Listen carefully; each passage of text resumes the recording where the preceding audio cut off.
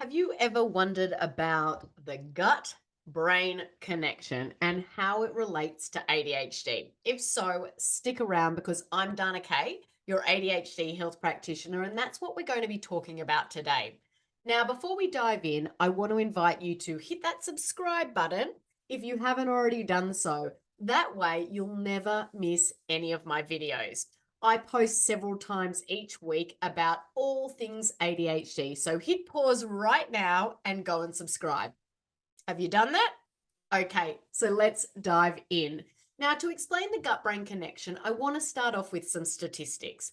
It is estimated that 54% of American children have been diagnosed with a chronic illness in 2018, and this figure was only 15% a couple of years ago.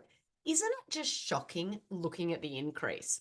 One in two have anxiety, asthma, type 1, type 2 diabetes, epilepsy, cystic fibrosis, heart problems, allergic conditions, learning disabilities, hyperactivity, sinus infections, ear infections, and so much more. One in five have allergies, and one in six have developmental delays.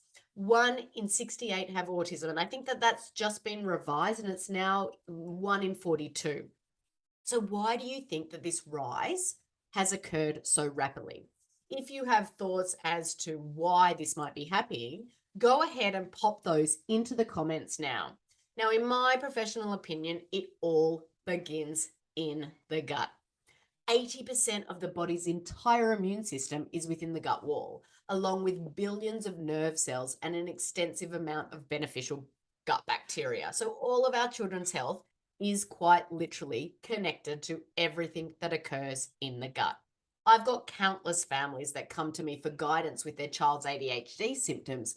And when I ask whether there's any family history of sickness or illness, people usually tell me that everyone is fit and healthy and really, really healthy.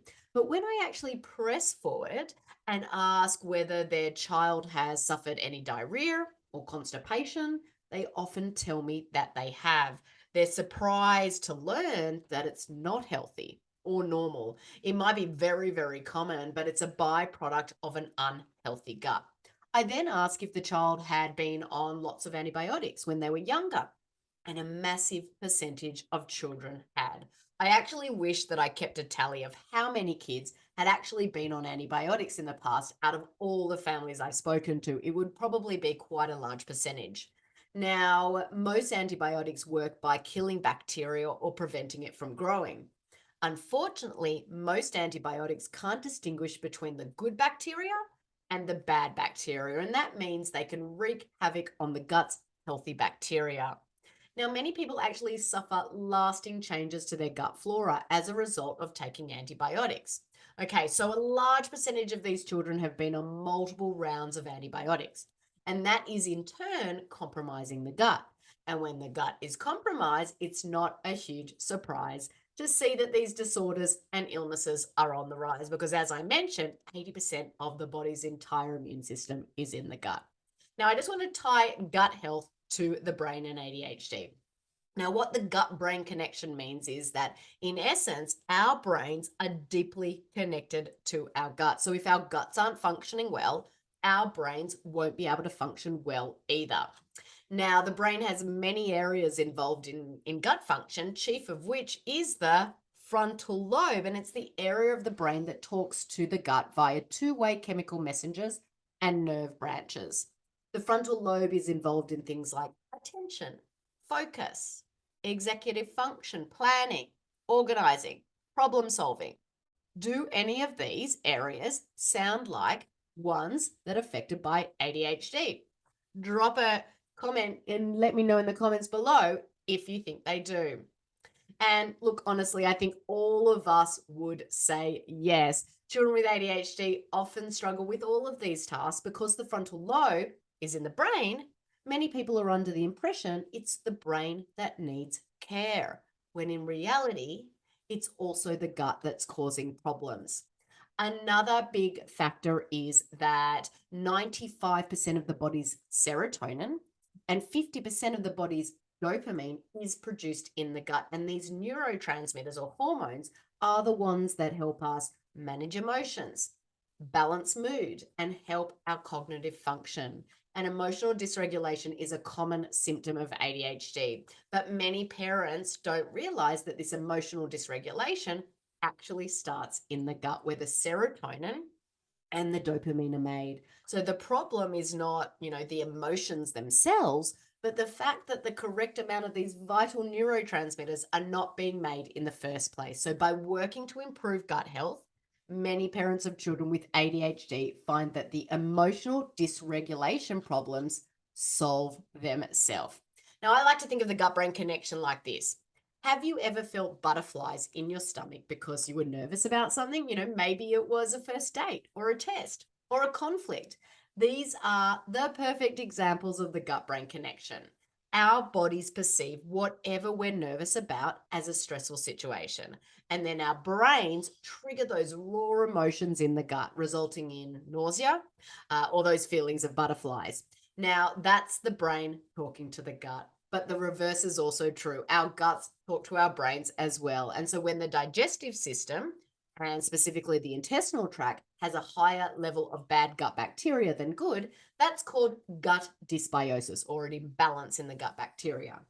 So gut dysbiosis creates inflammation that travels through the vagus nerve to the brain. And once this reaches the brain, it creates these symptoms like brain fog, which is inability to focus, confusion, poor memory, dizziness, and a whole host of neurobehavioral disorders like ADHD or anxiety or depression.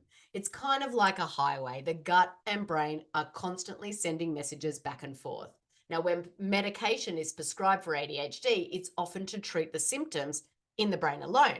But that medication, it does absolutely nothing about whatever might be going on in the gut. So that's the gut brain connection. Hope this is all making sense so far.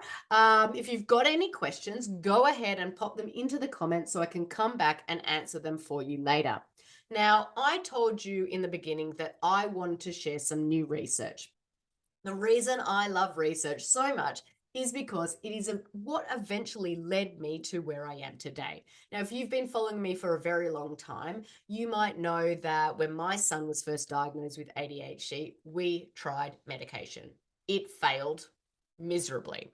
It worked until it didn't work. And unfortunately, each medication we tried led to more and more side effects. And some of the side effects were worse than the original ADHD symptoms. So when the doctor recommended a fourth medication that was solely to counteract the side effects of the other three, that's when I said, no more, enough is enough. And I really started digging into all of that research about more natural strategies.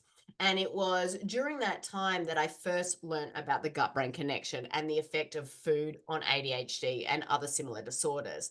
It's also when I realized how much I love to geek out on research. My husband's actually the same. So it's a match made in heaven. Ultimately, it was the research that convinced me to give natural strategies a try. And ever since then, I've continued to stay on top of new research as it comes out. I do the research so you guys don't have to. So, this particular study that I read looked at the effects of diet, gut microbiome, or microorganisms living within the gut, and various disorders, including depression, anxiety, ADHD, autism, epilepsy, eating disorders, Alzheimer's, and Parkinson's disease. Basically, what this study revealed, which other studies have shown as well, is that brain health is closely tied to gut health. So, here are three specific ways this study mentioned that our diet affects our mental health. And in case you're curious and like to geek out on the research as much as I do, I'll include a link to the study in the description of this video. So look there if you'd like to read it in detail. So 3 ways diet affects mental health. Number 1, changing the diet can improve leaky gut. And improving leaky gut can improve brain function. The standard American diet, or the SAD diet, because it is pretty sad, often leads to something called leaky gut. And leaky gut can show up in various ways, including ADHD symptoms, anxiety, depression, constipation, diarrhea, emotional dysregulation, skin rashes, food sensitivities. Now, if you're not familiar with leaky gut, check out some other videos on my channel because I've shared about it quite a bit there. So, number two, changing the diet can help with the development of necessary neurotransmitters. So, as I said before, 95% of the body's serotonin and 50% of the body's dopamine is produced in the guts. And these neurotransmitters are the ones that help us manage emotions and balance our mood. So, again, improve the gut, improve the body's ability to manage emotions and mood. Another thing it talked about, number three, changing the diet can provide the body with nutrients that are linked to brain health. Deficiencies in certain nutrients can lead to decreased brain function. For instance, B vitamins, omega-3 fatty acids, and zinc are all critical pieces of brain function. So, a deficiency, as you can imagine, can create a lot of problems. I love it when new research backs up what we already know, that what we eat matters. But the reality is, changing the diet isn't always easy. I changed my son's diet completely on my own. So, no support system, no guidance, no help from anyone. It was crazy difficult.